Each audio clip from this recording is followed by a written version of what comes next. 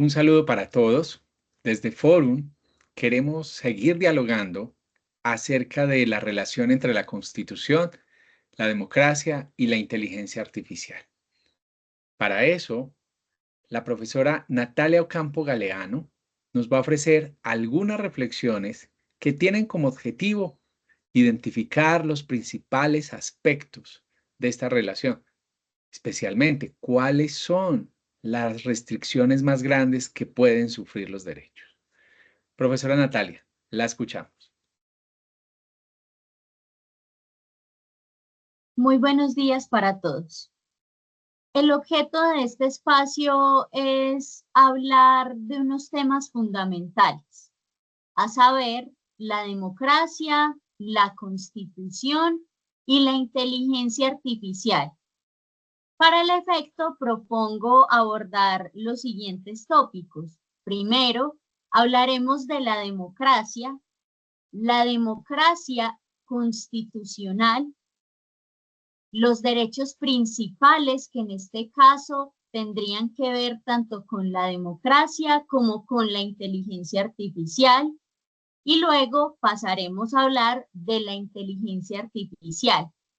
Para concluir, ¿cuál es la relación que existe entonces entre la democracia y la inteligencia artificial, entre la Constitución y la inteligencia artificial?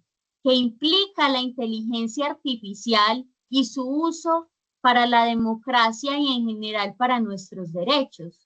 ¿Cómo podría fortalecerlos, pero a la par, cómo podría debilitarlos y entonces qué hacer al respecto? Empecemos hablando entonces del primer tópico, que es el de la democracia.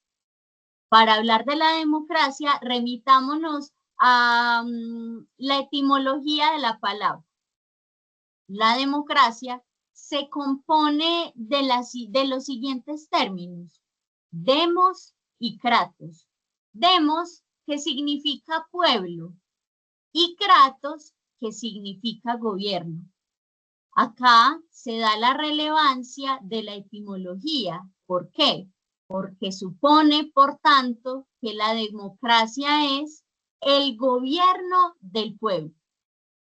La democracia tuvo su origen especialmente en la antigua Grecia, más concretamente en Atenas.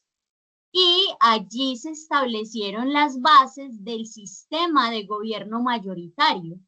Acá ya nos empezamos a acercar a uno de los mecanismos de participación que todos conocemos como el voto, cuando hablamos de sistema de gobierno mayoritario.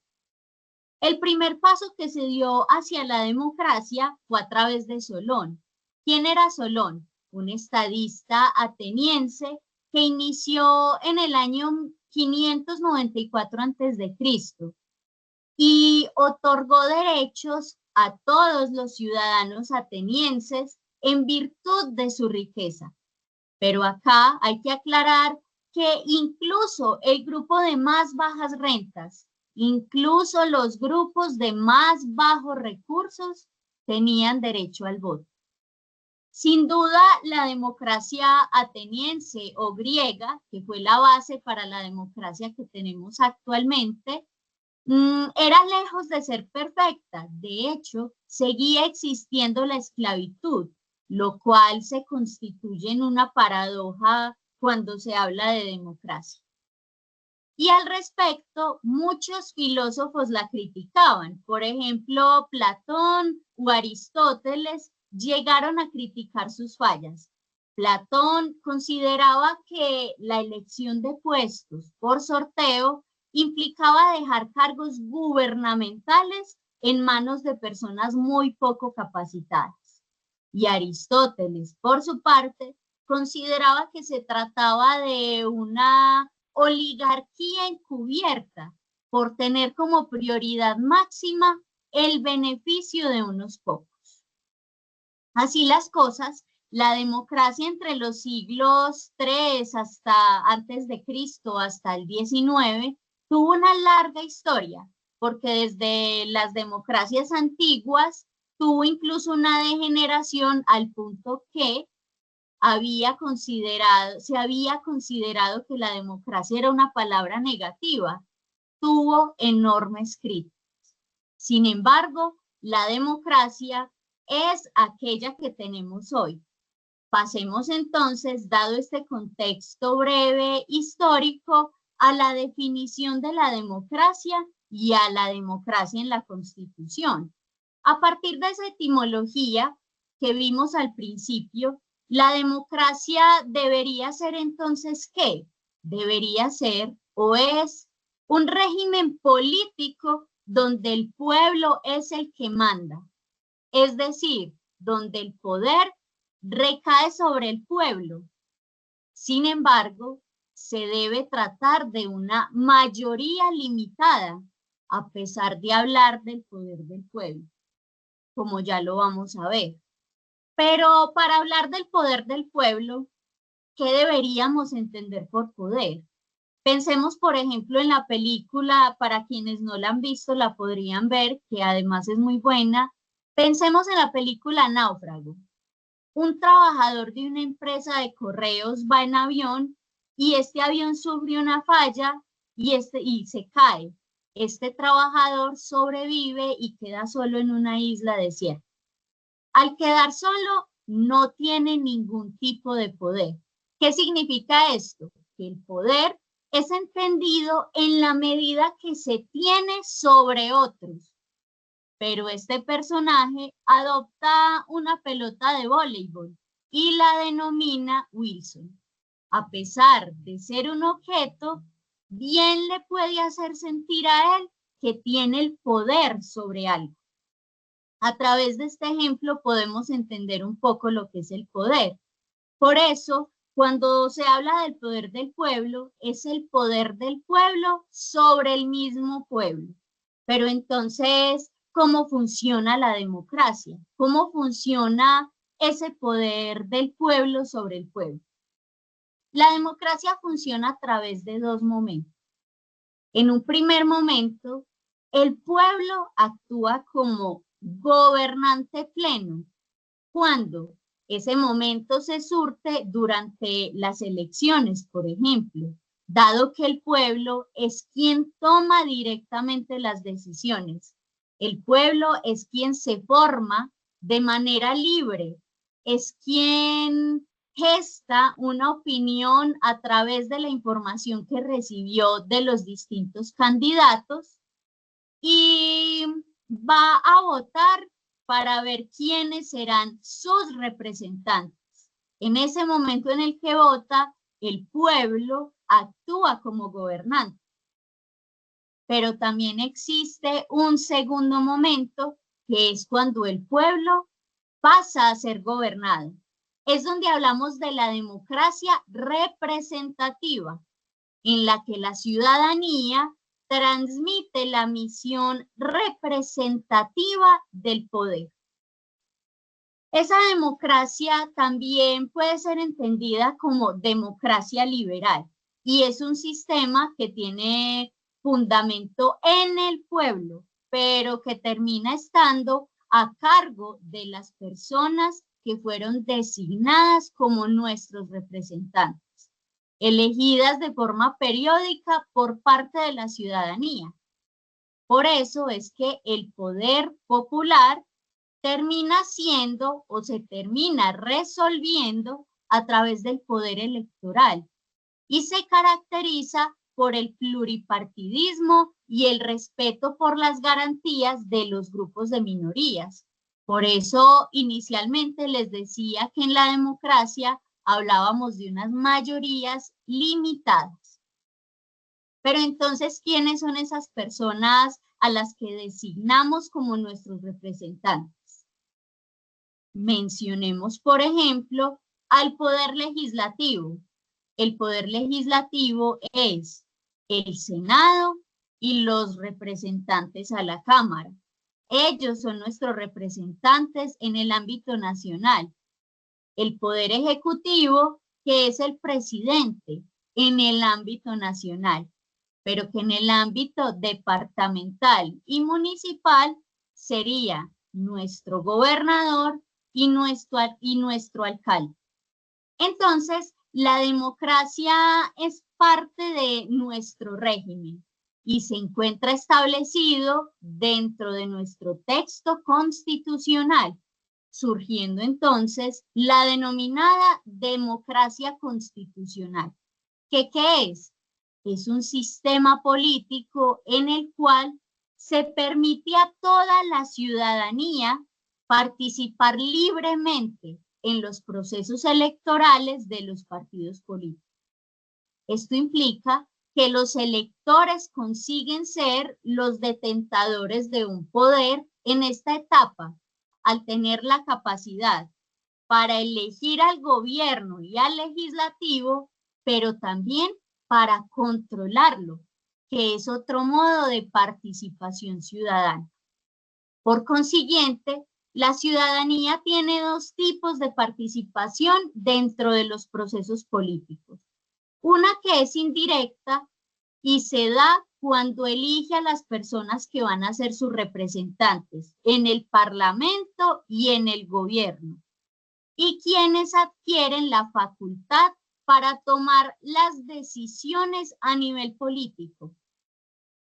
Pero la ciudadanía también tiene una participación directa a través de otros medios de participación. Por ejemplo, cuando participa en el referendo o el plebiscito, que ya los vamos a ver brevemente. La democracia constitucional se constituye en el mecanismo a través del cual, mediante una serie de lineamientos, se toman determinaciones públicas, bien de modo directo por la ciudadanía o a través de los representantes. Pero como tenemos unos representantes que terminan tomando las decisiones de mayor trascendencia para la ciudadanía, es donde surge el denominado sistema de controles. ¿Qué es el sistema de controles? Es parte esencial de la democracia constitucional. ¿Por qué? Porque permite que haya un control, primero, entre las mismas ramas del poder público, la judicial, la legislativa y la ejecutiva. Ese control para evitar los excesos entre una y otra. Pero también existe un control que ejercemos los ciudadanos. ¿A quiénes? A los actos del gobierno, y ese control se denomina control social. Tenemos la posibilidad de controlar que el gobierno sí cumpla con sus gestiones. Tenemos la posibilidad de verificar que el Congreso de la República esté llevando a cabo los procedimientos legislativos, es decir, la expedición de las leyes, conforme lo indica la norma. Ese control se hace mucho más relevante en países en los que, al ser presidencialistas, hablemos acá de Colombia y en general de Latinoamérica, donde el régimen es presidencialista, se atribuye a través de la Constitución mayor cantidad de facultades al presidente. Y cuando un presidente tiene mayor cantidad de facultades, existen más posibilidades de que acumule poder, de que concentre poder. Y es por eso que adquiere relevancia el sistema de controles del que les acabé de hablar. Se observa entonces que la democracia constitucional tiene como premisa no solo un gobierno de mayorías. A través de ella debe existir la libertad de expresión de la ciudadanía. Buscar mecanismos que brinden no solamente la posibilidad de votar, sino también la voz a aquellos sectores que desean intervenir en la toma de determinaciones que los van a impactar de manera directa. La democracia constitucional debe permitir la implementación de espacios más abiertos e inclusivos dentro de las instituciones, para que todos los criterios de la ciudadanía puedan ser escuchados y a partir de ellos sea viable dialogar y debatir.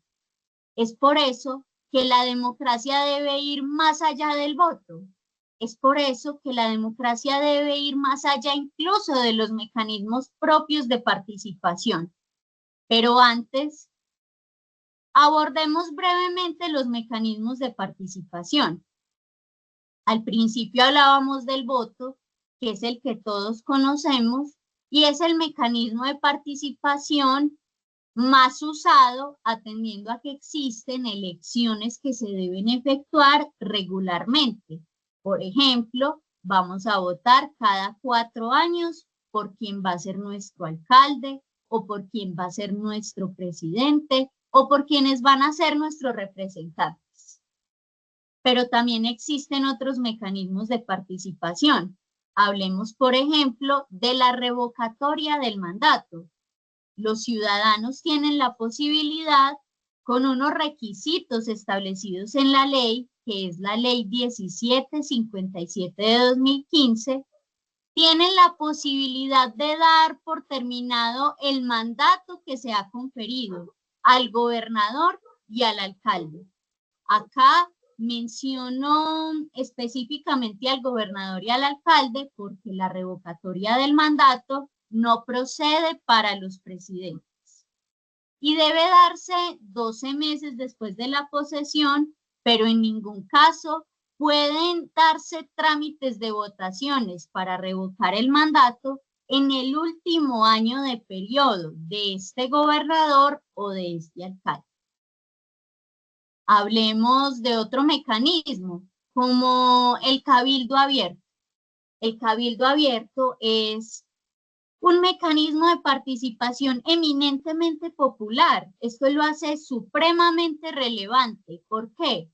Porque es la reunión en cada periodo de sesiones ordinarias de las asambleas departamentales, de los consejos municipales, de las juntas administradoras locales, y donde se discuten temas de interés para toda la comunidad. La comunidad puede asistir, puede opinar y puede debatir. Por ejemplo, este año hubo un cabildo abierto en el Consejo para dialogar sobre los mecanismos de participación precisamente, sobre la consulta popular y sobre las reformas sociales que pretendía adoptar el gobierno. O en el año 2017 hubo un cabildo abierto que se presentó frente a la modificación del plan de ordenamiento territorial y se debatieron casos sumamente relevantes. Por ejemplo, se habló de la Reserva Río Blanco y de la posibilidad o no de las construcciones que se estaban llevando a cabo en estas zonas. Otro mecanismo de participación que hemos escuchado de manera muy reciente sus debates es la consulta popular. En la consulta popular se eleva una pregunta de carácter general a la ciudadanía sobre un tema de trascendencia. Puede ser nacional, departamental, municipal o local. Y esa pregunta es sometida por los ciudadanos o por el presidente, el gobernador o el alcalde. También tenemos la iniciativa legislativa y normativa de origen ciudadano. ¿Qué es? Es la posibilidad de que todos los ciudadanos puedan presentar proyectos de acto legislativo. Acto legislativo es para reformar la Constitución, y proyectos de ley ante el Congreso de la República. Pero también proyectos de ordenanza ante las asambleas departamentales, que son las normas que expedimos a nivel departamental, o proyectos de acuerdo ante los consejos municipales, que son las normas que expedimos a nivel municipal. Los presentamos para que sean debatidos y posteriormente puedan ser aprobados, modificados o negados por la corporación que corresponde. También está el referendo. ¿Qué es el referendo? Puede ser de origen ciudadano o por autoridad pública. Y mediante este mecanismo convocamos al pueblo para la aprobación o para el rechazo de un proyecto de norma jurídica. Es decir, para eliminar una norma jurídica que ya existe o para aprobar una nueva. Y también tenemos el plebiscito. El plebiscito es convocado por el presidente de la República. Y mediante este se extiende una pregunta a la ciudadanía para que apoye o para que rechace una decisión que va a tomar el órgano ejecutivo, es decir, el presidente. Un ejemplo que muchos conocemos es el del plebiscito por la paz. El presidente de la República de la época, Juan Manuel Santos, extendió una pregunta a toda la ciudadanía para determinar si estaba o no de acuerdo con la realización de un acuerdo de paz con uno de los grupos al margen de la ley. Estos entonces son los mecanismos de participación. Hasta acá podemos decir que no solamente existe el voto, que la ciudadanía tiene amplias posibilidades para expresarse, que la ciudadanía tiene amplias posibilidades de decidir mediante estos mecanismos de participación, también de debatir. Pero les mencioné que la democracia iba mucho más allá de eso. La democracia, en efecto, va más allá de ese voto, va más allá de esos mecanismos de participación.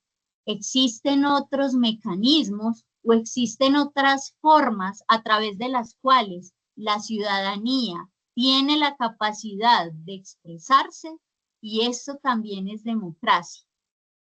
La democracia constitucional siempre debe ir más allá de las votaciones en época de elecciones. Es un instituto cuya obligación es propender por la protección, por ejemplo, de minorías desprotegidas cuyo voto no generó ningún impacto. También debe generar espacios de debate para comprender las necesidades de todos los grupos poblacionales, brindar herramientas que permitan el control entre los poderes públicos para evitar los excesos y proteger a la ciudadanía que desea ser escuchada cuando los actos gubernamentales están generando descontentos. Pero ¿cómo podemos hacer todo esto? Lo podemos hacer mediante diversos mecanismos. Hace un momento les hablé de un sistema de controles. Y dentro de ese sistema de controles, les hablé del control social, de la posibilidad que tiene la ciudadanía de controlar los actos del gobierno, de controlar los actos del mismo legislativo. Esto se da a través de la rendición de cuentas. La ciudadanía tiene la posibilidad de solicitar rendición de cuentas al gobierno a través del Congreso, al mismo Congreso de la República e incluso a las entidades públicas. Tiene la posibilidad de solicitar que se efectúen audiencias públicas tanto a esas entidades como al legislativo cuando se están discutiendo temas que van a ser de trascendencia nacional, cuando se están discutiendo temas que de uno u otro modo nos van a afectar directamente. Entonces, de eso se compone la democracia, no solo de los mecanismos de participación, también del control social, de la rendición de cuentas, de la posibilidad que tengo de solicitar audiencias públicas e incluso de ejercer la garantía de la protesta.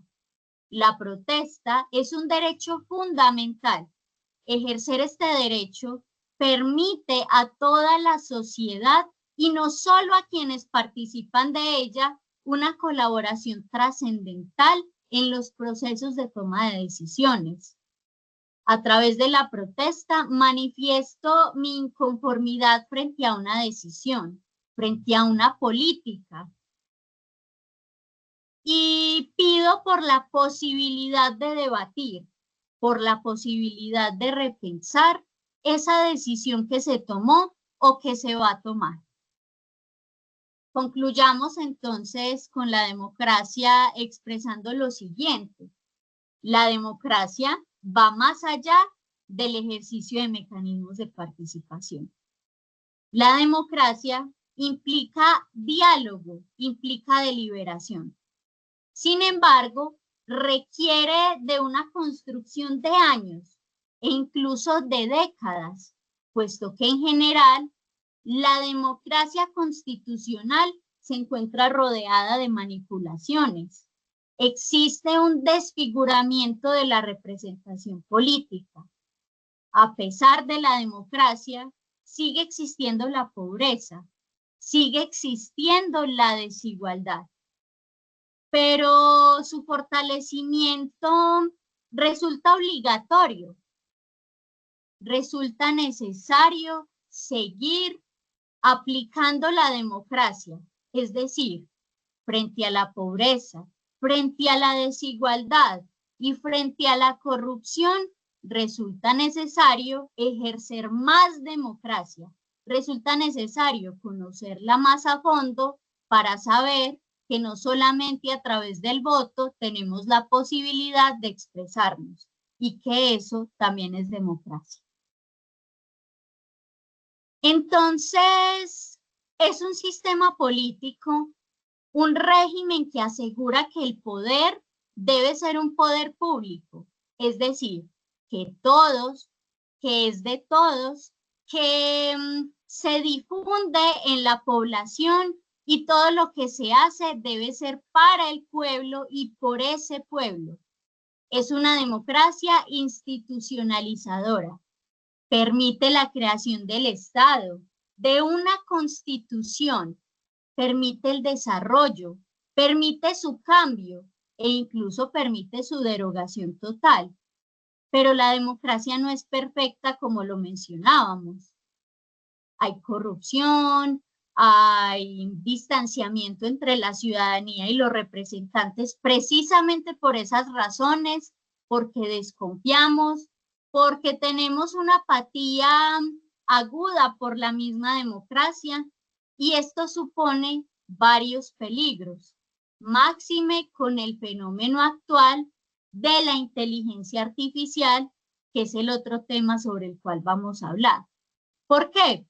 Porque el mundo avanza, la inteligencia artificial sigue en auge, mientras que en Colombia hay poblaciones, hay comunidades específicas que no tienen la posibilidad de acceder a un computador, de acceder al internet y por tanto de acceder a la información.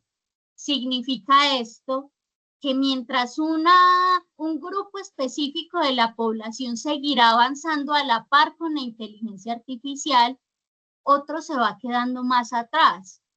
Y eso significa que se están menguando, que se están disminuyendo sus derechos más esenciales. La democracia entonces es una oportunidad que en medio de la tentación de la que hablábamos ahora, como la de acumular poder por parte del presidente, por ejemplo, permite que nuestra voluntad pueda ser colectiva. Por ello es que debería existir un sentido de pertenencia por nuestros derechos más esenciales, por nuestros derechos fundamentales, por nuestros derechos humanos. Nos deben importar nuestros derechos y debemos emprender acciones para protegerlos.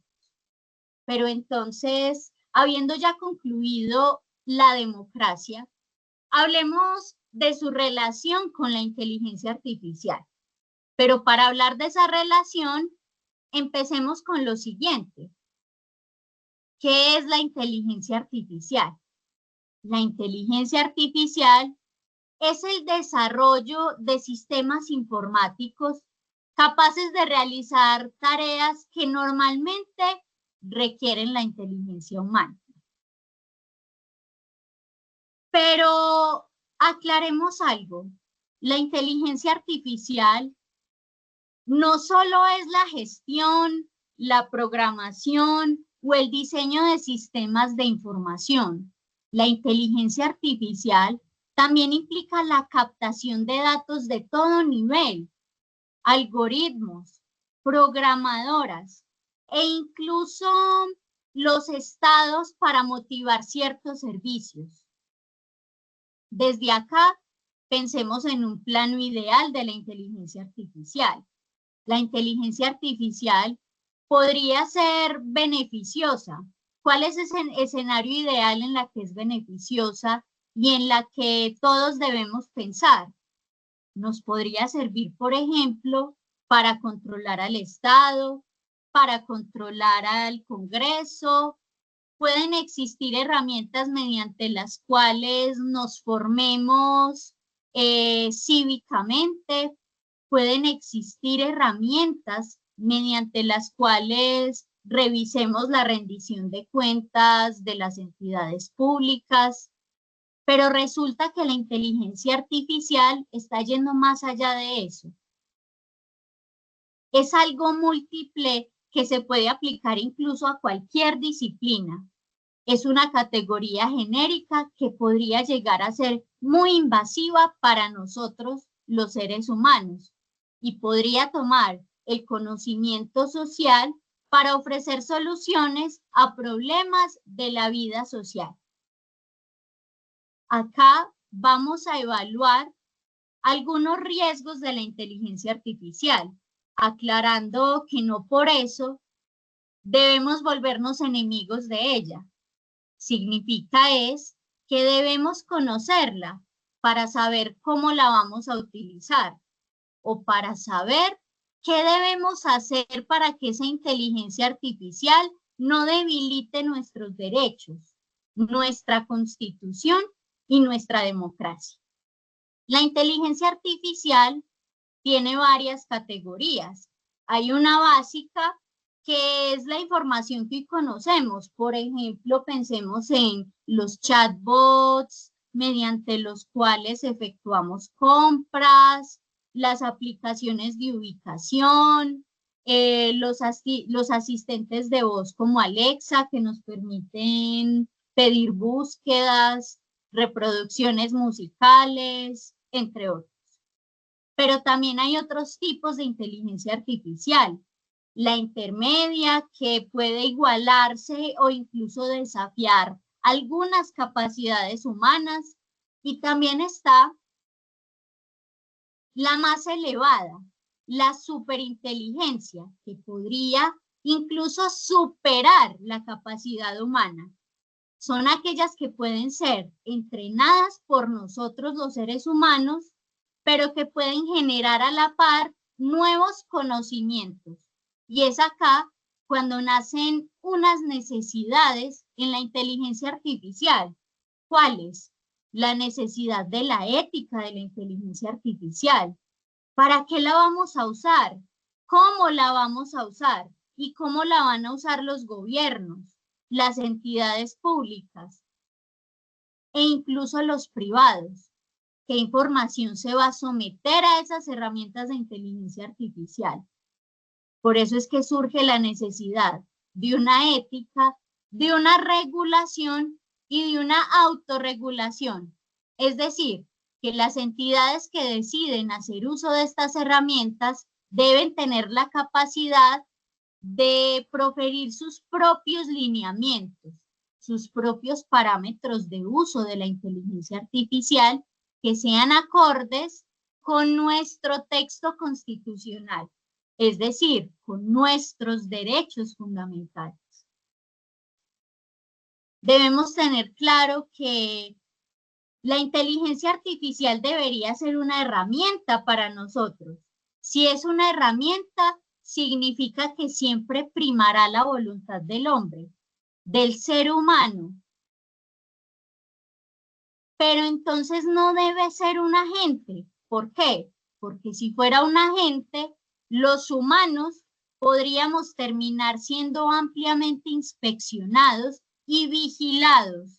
Y esto constituye un peligro que no queremos que se materialice. Actualmente la inteligencia artificial se desempeña muy bien cuando se trata de tareas específicas. Esta ya es la que hablábamos ahora como la inteligencia artificial débil o estrecha. Se desempeña muy bien y con mucho éxito para chatbots, para motores de búsqueda, generadores de texto, para vehículos autónomos que hemos visto en otros países, para las compras personalizadas, entre otros. Esas son unas ventajas de la inteligencia artificial. Y para la democracia podría constituir una ventaja en la medida que podría ayudar a los votantes a tomar mejores decisiones. Tendrían más posibilidades de informarse antes de ir a votar. Tendrían también más posibilidades de detectar los fraudes, de detectar la corrupción, y se podría utilizar incluso en contra del sesgo. Sin embargo, eso es un plano ideal, porque en la realidad están pasando otras cosas que ponen en riesgo nuestros derechos. Pensemos en el siguiente caso. Por ejemplo, en China, Corea del Sur, Singapur y Taiwán, se usó la inteligencia artificial durante la pandemia para respaldar la vigilancia de la ciudadanía y el control de la población. ¿Cómo lo hicieron? A través de los teléfonos móviles que permitían a la policía rastrear los movimientos de las personas que estaban infectadas por COVID.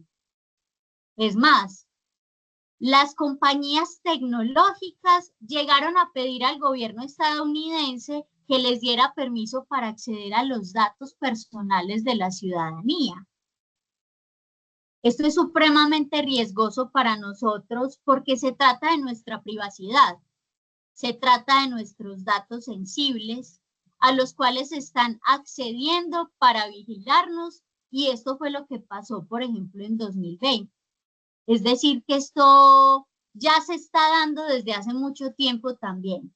Significa esto que la inteligencia artificial no es simplemente un instrumento, una herramienta. La inteligencia artificial también puede moldear nuestras acciones, también puede moldear nuestros gustos y puede moldear incluso nuestros propósitos. Influye directamente en la sociedad. Claro que la beneficia, sí la beneficia, pero también crea riesgos que a menudo pueden llegar a ser involuntarios o incluso imprevistos. Ciertamente, ese impacto depende en parte de lo que las personas hacen con la inteligencia artificial, pero su influencia política termina siendo mucho más profunda. Resulta que también hay problemas muy serios, por ejemplo, en la manipulación de elecciones. ¿Qué se hace? Utilizan la inteligencia artificial para socavar el imperio de la ley, para categorizar a los ciudadanos, para determinar cuáles son sus perfiles políticos y de ahí mandarles publicidad o mandarles información que les permita irse para un lado o para el otro. La inteligencia artificial se puede alimentar con millones de datos de textos extraídos de sitios de las redes sociales y crear los perfiles políticos de las personas. Y esta es la información que nosotros entregamos. Y esta es la información que están utilizando para manipularnos, para crear sesgos. Pero también hay otros problemas muy serios con el uso de la inteligencia artificial en cuanto a las manipulaciones que les estaba hablando. Imaginemos que nosotros mañana vamos a votar por el alcalde de Manizales. ¿Quién va a ser nuestro alcalde? Pero resulta que los que estamos acá en esta reunión no sabemos todavía por quién votar, porque me gusta en parte el proyecto de uno y me gusta en parte el proyecto de otro. Significa que no tenemos afinidad con un partido político específico. Significa que votamos generalmente por un proyecto que leemos y que nos gustó independientemente del partido. Nosotros somos votantes indecisos que somos captados a través de la inteligencia artificial. Y entonces con el uso del internet, de las redes sociales, empezamos a ver propagandas que nos hacen sentir ya más afín con otra postura política y es por ese alcalde o por ese candidato por el que vamos a votar al día siguiente. Eso es manipulación y se puede dar a través de la inteligencia artificial y es un riesgo muy peligroso. Cuando las personas discuten sobre la ética, la política y la inteligencia artificial, esto ocurre porque es que ella toca temas y desafíos que son relevantes para nosotros. La inteligencia artificial no afecta únicamente a las tecnologías, a algunas profesiones, nos afecta a todos nosotros como sociedad, como seres humanos. Tiene que ver con nuestros valores, con nuestros deseos, con nuestro presente y con lo que va a ser nuestro futuro y con lo que va a ser ese futuro que nosotros quisiéramos tener. Ya conociendo el significado entonces de la democracia, de la inteligencia artificial, viendo cómo se pueden relacionar, viendo cómo se puede debilitar la democracia y a la par nuestros derechos, ¿cuáles son esos principios de la democracia o de la Constitución que podrían llegar a vulnerarse a través de un mal uso de la inteligencia artificial? Mencionemos la libertad de expresión, la igualdad, la justicia, el imperio de la ley. ¿Cómo se vulneran estos principios? Veamos algunos ejemplos adicionales a los que vimos hace un momento de China, de los votantes indecisos y que son plenamente reales.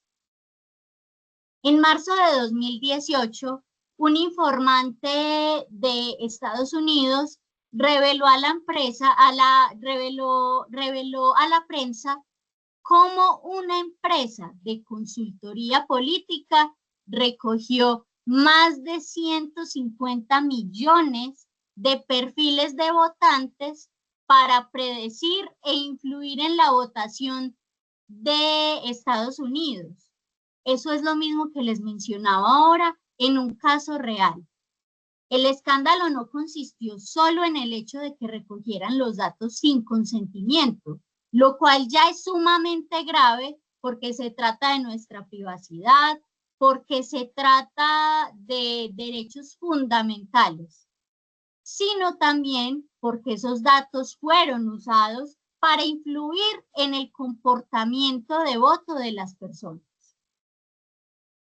La inteligencia artificial permite la automatización de la vigilancia, la política predictiva y las decisiones judiciales, y esto se puede traducir en riesgos incluso para la libertad de los ciudadanos. Los ciudadanos pueden llegar a ser arrestados y detenidos injustamente por los errores, por ejemplo, de una inteligencia artificial que se utiliza para el reconocimiento facial. Voy a mencionar dos casos. Uno de ellos en Estados Unidos, un ciudadano llamado Robert Williams fue arrestado fue encarcelado injustamente por el Departamento de Policía por una herramienta de inteligencia artificial que lo identificó facialmente de manera errónea. Él fue detenido injustamente y existe un segundo caso también allí en el que una persona fue detenida injustamente también por la presunta comisión de muchos delitos. Y esto sucedió, ambos casos, por un escaneo de reconocimiento facial erróneo. Cuando analizaron, expertos indicaron que existen herramientas de reconocimiento facial que tienen un problema de discriminación racial. En estos dos casos, las dos personas eran negras y se dio por falta de muestras, es decir, previo al uso de esa herramienta de inteligencia artificial, no se efectuaron las pruebas suficientes para determinar que no se fueran a presentar casos como estos. Y también puede ocurrir, por ejemplo, cuando se someten en proceso de selección hojas de vida. También pueden haber sesgos de la inteligencia artificial al momento de elegir el mejor perfil para un trabajo. Se puede discriminar a las personas de color, se puede discriminar a las mujeres. Y esto es sumamente peligroso para todos nosotros. Entonces, como vemos hasta acá, se empiezan a potencializar sesgos que perjudican nuestros derechos fundamentales. Y se empiezan a presentar, por tanto, las denominadas burbujas epistémicas. ¿Qué significa eso? Que empezamos a recibir publicidad y opiniones en la red en función de nuestras preferencias. ¿Qué significa eso? Que terminamos pensando que eso que nosotros estamos diciendo es verdad y dejamos por fuera a otras opiniones o a otros criterios que a la larga terminan agudizando nuestra intolerancia por el pensamiento diferente, porque todo lo que vamos a empezar a leer es aquello con lo cual únicamente estamos de acuerdo. Se pierde el deseo por aprender de lo diferente, de lo diverso. Y esto también se agudiza a través de los medios de comunicación que aumentan la polarización, que aumentan la división de la ciudadanía. Y se perjudica, por tanto, la democracia en general de la que estábamos hablando hace un momento. Se podría llegar a hablar incluso, o podríamos llegar a presenciar un autoritarismo digital. Vamos a estar subordinados al fenómeno de la inteligencia artificial. Comprender esto nos permite captar otro riesgo. La inteligencia artificial podría generar textos aparentemente fidedignos, aunque contengan falsedades. Lo que conduce a un entorno en el que no distinguimos la verdad de la mentira. Nos terminamos aislando tanto que terminamos evitando la interacción. Pero hacer eso facilita la vigilancia y el ejercicio del terror por parte del Estado, por parte del gobierno. Es una tendencia antidemocrática y autoritaria. Concluyamos entonces. Concluyamos diciendo lo siguiente. La inteligencia artificial no es algo solo de expertos tecnológicos, ya lo mencionaba. Requiere el conocimiento de todos.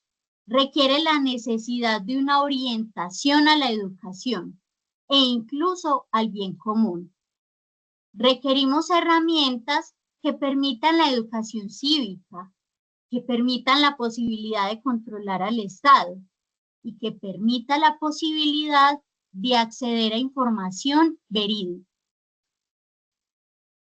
La inteligencia artificial constituye una revolución. Es un esquema de información que puede aprender de los seres humanos, reproducir el conocimiento humano, describirlo, analizarlo y crear nuevos conocimientos. Pero entonces pensemos, ¿qué va a pasar con nuestros datos, con nuestra privacidad? Entregamos gratuitamente nuestros datos a través de las redes sociales. Y esto va en detrimento de nuestras garantías esenciales, de nuestra intimidad, de nuestra autonomía. De hecho, podría llegarse a suplir nuestra intención electoral. La inteligencia artificial, por tanto, implicará desafíos y retos permanentes que solamente podremos afrontar si adquirimos una perspectiva ética, democrática y crítica de esa inteligencia artificial. Recordemos que no es nuestra enemiga, pero que es necesario comprender los desafíos que vivimos actualmente y aquellos que se avecinan. Y requerimos un constitucionalismo digital. ¿Qué significa esto? Requerimos que la constitución que tenemos se termine adaptando a las nuevas garantías que podrían llegar a ser vulneradas por la inteligencia artificial. Requerimos una regulación, pero somos nosotros los que debemos entrar en la tarea de ¿qué? De educarnos a nosotros y de educar a los demás, de una educación popular para poder confrontar la inteligencia artificial, de mejorar la democracia, de mejorar el diálogo y de mejorar la deliberación. Hasta acá, entonces, quedo atenta a las preguntas, a lo que considere. Mil gracias, Natalia. Excelente presentación, llena de grandes desafíos. Quiero que respondamos al menos un par de preguntas fundamentales. Mi primera pregunta sería la siguiente. ¿Por qué crees que pese a que estamos en una era llena de información, las personas creen que la inteligencia artificial sigue siendo una cosa distante? Que cuando hablan de violación a su intimidad o a su libertad de expresión, eso siempre se da en otros ámbitos y nada tiene que ver con nosotros. Y la otra pregunta que creo es natural, fruto de la gran conferencia que nos has ofrecido, sería la siguiente. ¿Cuál podría ser, a tu juicio, un programa de trabajo a largo plazo para estudiantes de los colegios, de las universidades, que ayude a generar más conciencia acerca de nuestros derechos digitales?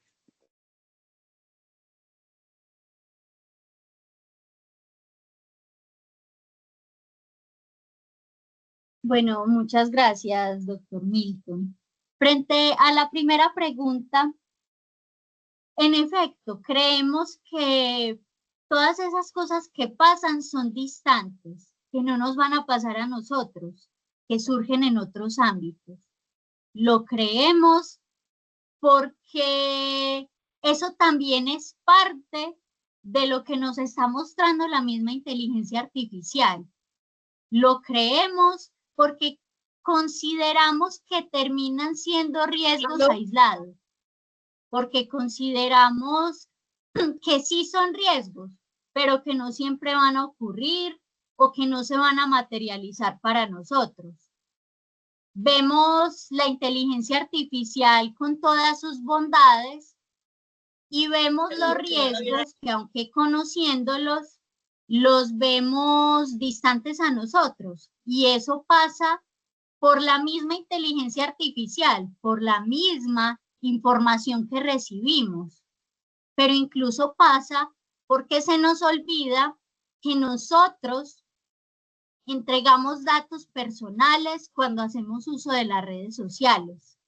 Entregamos datos personales que incluso pueden ser utilizados de manera ilegítima por herramientas de inteligencia artificial comerciales para manipularnos o para infringir en general nuestros derechos fundamentales. Y esto da pie para resolver la siguiente pregunta, y es, ¿resulta necesario, como lo mencionábamos hace un momento, la educación popular? Y la educación popular incluye la necesidad de que desde la orientación inicial de la educación tengamos la posibilidad de conocer nuestros derechos. Entonces acá, ¿cómo debe ser ese programa?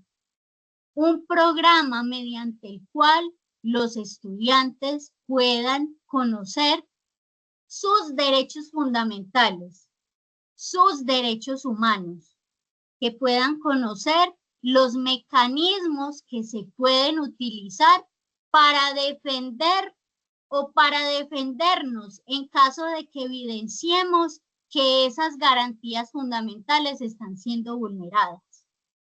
Un programa en el que conozcamos los riesgos que pueden materializarse con un mal uso de la inteligencia artificial, pero a la par nos brinde diversas herramientas para menguar esos riesgos, para actuar de forma preventiva y para evitar que estos se materialicen. Muchas gracias, Natalia, por esas excelentes respuestas y por esa propuesta de trabajo. Finalizamos nuestro seminario y desde luego lo estaremos compartiendo en nuestras redes sociales, en las redes sociales de Fórum Divulgación del Conocimiento Sociojurídico. Muchas gracias, Natalia. Muchas gracias a ustedes.